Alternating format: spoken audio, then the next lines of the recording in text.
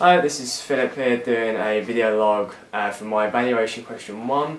In what ways does your media product use, develop or challenge forms and conventions of real media products? So I've just got some notes here. Our film trailer uses, develops and challenges forms and conventions, however it mainly uses and develops. The reasoning for that can be perceived in two ways. One, a traditionalist view on the part of the filmmakers, who have chosen to stay within the bounds of a preconceived formula for their film production. Essentially it's a bit wordy, but all that means is we've had certain limitations and we try to make our film based around that. Or two, staying within conventions is not an artistic choice made by the filmmaker, but rather a required necessity undertaken as to stay within the guidelines and were under the limitations within which the product must be produced. So as to produce a product that can be recognised and understood by audiences, we found it easier to build a story based on fiction and supporting Steve Neal's theory of generic verisimilitude. The final product was received praise when we screened it to an audience. General feedback that we got indicated that the audience felt the film was a clear thriller, but no one actually commented on the film being or looking like a neo-noir. In early stages we tried to make it a hybrid of mainly a thriller but have aesthetic elements of being neo-noir. It may be that it only attracts a niche audience and that wider audiences aren't aware or they don't recognise it, so that might be why most people just say it's a straight up thriller. This may have been a fault as producers and not conveying it clearly enough, which only is just not specific. So breaking down and applying some theory. Mentioned earlier, the idea of generic verisimilitude can be applied to our media product, and keeping me trying to produce a product that could be appreciated and accepted by audiences, creating a film that attained a generic verisimilitude was key. When deciding what genre of trailer we were going to make, a number of genres popped up, but we whittled it down.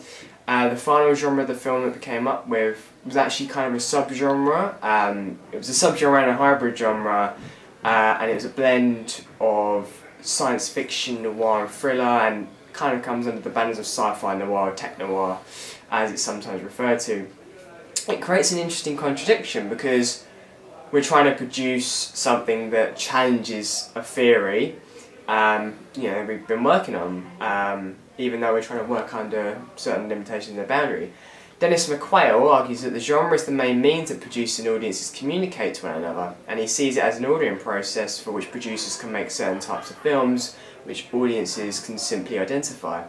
By creating a hybrid genre for a film, we had in fact caused it to become more complex and expanding the field for iconography and style, but the inner forms often associated with sci-fi or tech-noir.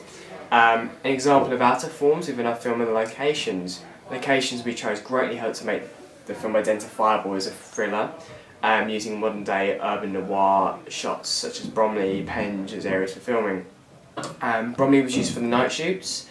Being a town centre, we could help make the use of street lighting and other sources of light from cinemas, local restaurants, bars, pubs, things like that. And it created a good contrast between light and shadow. There was one night we had to reshoot because there was too much shadow, but we found places to balance that out in the end. Being an urbanised area and filming at night, these locations would help to carry and emphasise the intended tone of fear and suspense felt watching the film, found in both the genres of thriller and neo-noir. Locations in Penge, like the pub and the warehouse, are definitely similar to locations for many thrillers, like films like Bullet to the Head and the Fast and Furious franchise, which both feature fight scenes at some point during their runtime. Comparison to existing media products.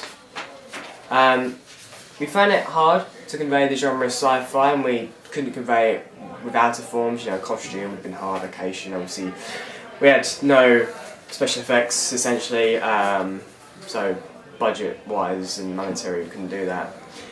We included inner forms though, using the name of a company called Helios. The inspiration and reasoning for the inclusion of this mega corporation can be found in the films Alien and Blade Runner, with the Wayland and Tyrrell corporations, so you can see the links there.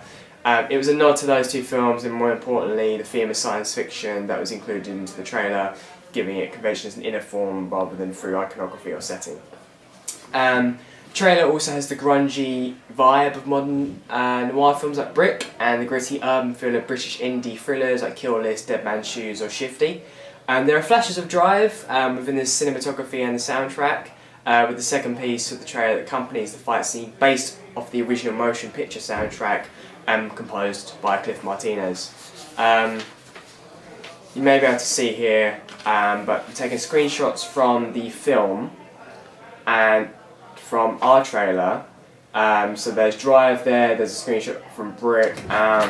We just tried to either pose our characters or frame them in similar ways that reflect the iconography of those films. So that is my answer for evaluation question 1.